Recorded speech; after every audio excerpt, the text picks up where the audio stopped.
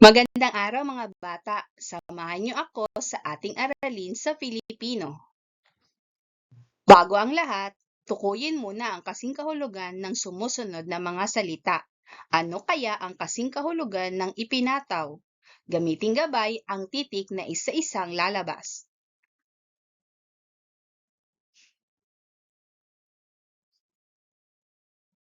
Ang hinahanap na salita ay ibinigay.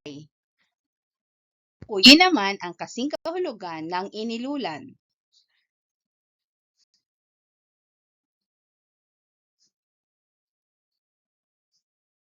Tama, inilulan, isinakay.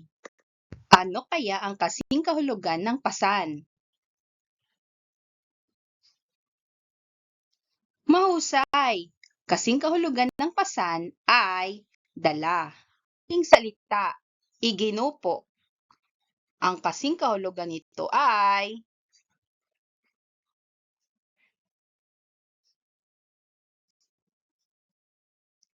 ibinagsak. Magaling mga bata! Tandaan ang apat na pares ng mga salita.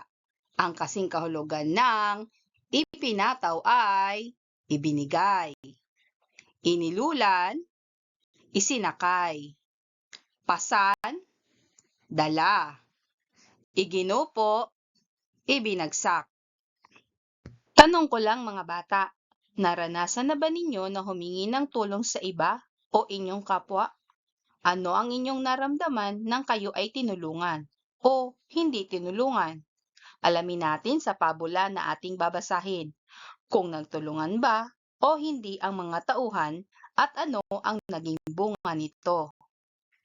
Narito ang ating kwento. Ito ay isang halimbawa ng pabula o fable dahil ang nagbibigay buhay sa pagganap ay mga hayop na siyang tauhan sa kwento.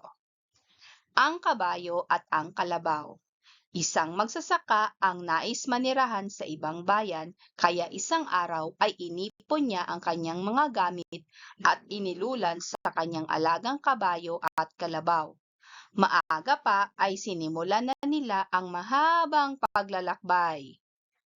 Makaraan ng ilang oras ay nakaramdam ng matinding pagod at panghihina ang kalabaw dahil sa bigat ng kanyang pasanggamit. Kaibigang kabayo, di hamak na mas mabigat ang pasan kong gamit kaysa sa iyo. Maaari bang tulungan mo ako at pasanin mo yung iba? Pakiusap ng kalabaw.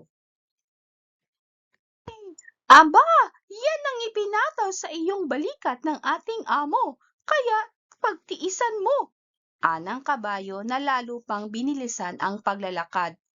Parang awa mo na, tulungan mo ako.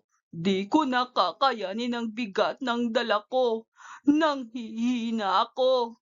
Alam mo naman kailangan kong magpalamig sa ilog kapag ganito katindi ang init ng araw dahil madaling mag-init ang katawan ko. Pakiusap pa rin ng kalabaw. Hey, bahala ka sa buhay mo.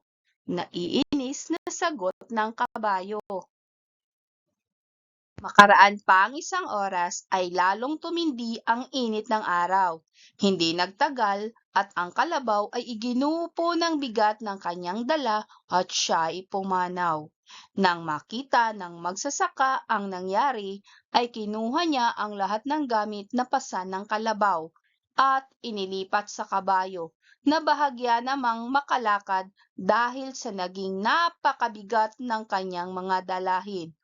Neng, kung tinulungan ko sana si kasamang kalabaw, ay hindi naging ganito kabigat ang pasan ko ngayon. May pagsisising bulong ng kabayo sa kanyang sarili. Naunawaan niyo ba ang kwento? Basahin ang bawat tanong at isulat ang titik ng tamang sagot sa sagutang papel. Unang bilang. Alin sa mga sumusunod ang hindi tumutukoy sa isang pabula? A. Ito ay may itinuturong aral. B. Ito ay isang tekstong informatibo. C. Mga hayop ang mga pangunahing tauhan dito.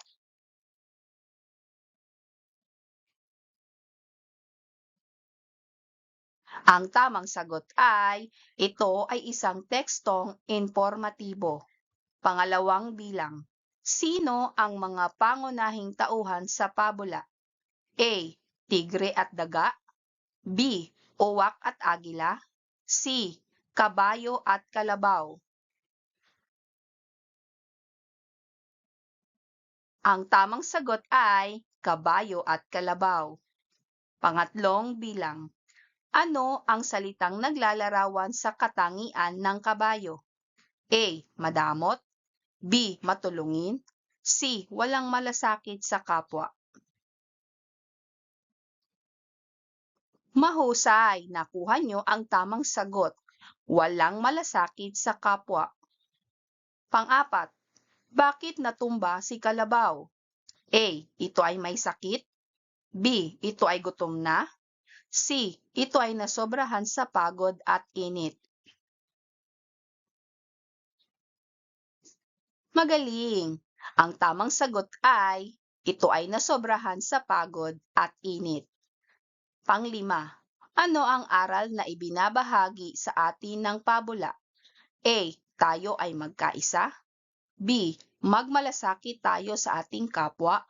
C. Huwag gawin sa iba ang ayaw natin na gawin sa atin.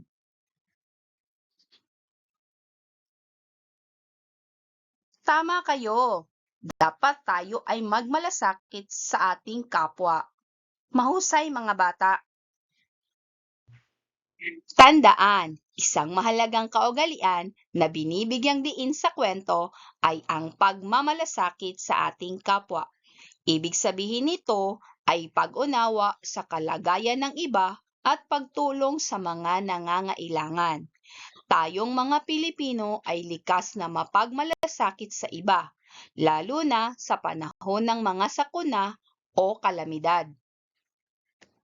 Ngayon naman, gamitin ang katumbas ng sentence frames na natutunan sa English upang muling isalaysay ang kwento. Ang kabayo at ang kalabaw. Noong unang panahon, may isang magsasaka na may alagang kabayo at kalabaw.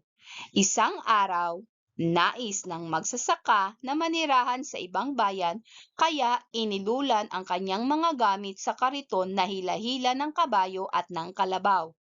Pero makaraan ng ilang oras ay nakaramdam ng matinding pagod at panghihina ang kalabaw.